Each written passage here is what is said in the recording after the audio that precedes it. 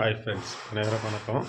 நம்ம வந்து இன்றைக்கி என்ன வீடியோன்னு பார்த்தீங்கன்னா, நம்ம சொன்னோம்ல ஒரு பழைய பில்டிங் வந்து நம்ம வந்து ஆல்டர்னேட் ஒர்க் பண்ணுறேன்னு சொல்லிட்டு, இப்போ அந்த பற்றி தான் நான் வந்து போடுறேன். இதில் வந்து இப்போ நம்ம வந்து ஒரு பில்டிங் வந்து ஒரு ஒரு சில செவர்கள்லாம் உடச்சி எடுக்கிற மாதிரி இருக்கும்.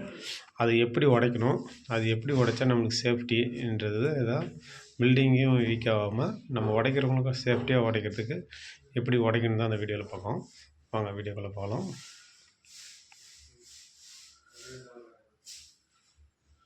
இங்கே பாருங்கள், மேலே பாருங்கள். இதில் பார்த்தீங்கன்னா இது வந்து லோ ரூஃப் போட்டிருக்காங்க. இப்போ வந்து அது வந்து ஹை ரூஃப் மேலே இருக்குது.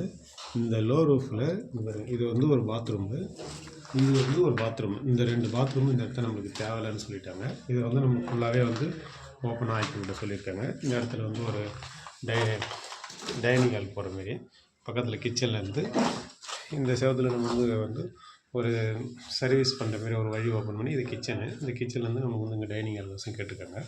அடுத்த பாத்ரூமில் இதை நம்ம எப்படி உடைக்கணுன்றதான் நம்ம வந்து சொல்கிறோம்னாங்க. இதில் பாருங்கள், ஏற்கனவே வந்து அது பில்டிங் பண்ணவங்க லோ ரூஃப் போட்டு தெரியுதுங்களா, அதுக்கு மேலே பாருங்கள் ஒரு 4.5 செவரு, அதாவது பிளாஸ்டிக் பண்ணிவிட்டு அதுக்கு மேலே வந்து நம்மளுக்கு வந்து ஒட்டியிருக்காங்க அந்த கல்லை எடுத்து போய்ட்டு. ஆனால் நம்மளுக்கு தெரியாது, உடைச்ச பிறகு தான் நம்மளுக்கு தெரியுது பிளாஸ்டிக் பண்ணி ஒட்டியிருக்காங்கன்னு. ஆனால் நம்ம வந்து அதுக்கு தான் எப்பயுமே என்ன பண்ணணும், மேலே ஃபஸ்ட்டு இந்த லோ ரூஃப் இருக்குன்னா இந்த லோ ரூஃப் மேலே ஏறிட்டு ஃபஸ்ட்டு வந்து அந்த கட்டோலையை உடைக்கணும். அந்த கட்டோலையை உடச்சி ஃபஸ்ட்டு வந்து இந்த லோ ரூஃப் மட்டத்துக்கு கொண்டு வந்துடணும். இந்த லோ ரூஃப் மட்டத்துக்கு கொண்டு வந்துட்டு அதுக்கப்புறம் தான் இந்த லோ ரூஃப் உடைக்க ஆரம்பிக்கணும். இந்த லோ ரூஃப் உடைக்கிற பாருங்க எப்படி நான் உடைக்கிறேன் பாருங்க. சரிங்களா, இந்த லோ ரூஃப் எப்படி உடைச்சின்னு வரமாங்க. நான் மேலே உட்காந்து கொஞ்சம் கொஞ்சமாக மிஷின் போட்டு அழகாக உடச்சி எடுத்துருக்கேன். இதில் பாருங்கள், பழைய மாடல் கம்பி இதெல்லாம் போட்டு வச்சுருக்காங்க. இது ஏன் இப்படி தான் உடைக்கணும். இது போல் நம்ம உடைக்க போல் நம்ம மேலே இந்த வந்து செவத்து வந்து எதுவுமே படாது. செவத்தில் நம்மளுக்கு வந்து கரெக்டாக உடைச்சிட்டு ஃபஸ்ட்டு வந்து சீலிங் ஃபுல்லாக உடச்சி எடுத்துகிட்டு அடுத்து வந்து நம்ம வந்து ஒவ்வொரு செவராக விட்டு அந்த செவரை ஃபுல்லாக நம்ம வந்து நின்று உடைச்சோன்னா நம்ம சேஃப்டி ஆகும்.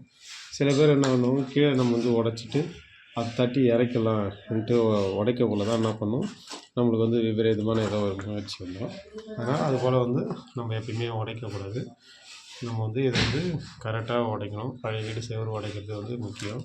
அதை உடச்சி எப்படி நம்மளே உடச்சி கொடுக்குறோம். ஏன்னா ஆளுங்கள்லாம் விட்டால் கொஞ்சம் இதாக பண்ணுவாங்கன்ட்டு நம்மளே சரின்ட்டு நம்ம ஒர்க்குன்றதுனால நம்ம பண்ணி கொடுக்குறோம்.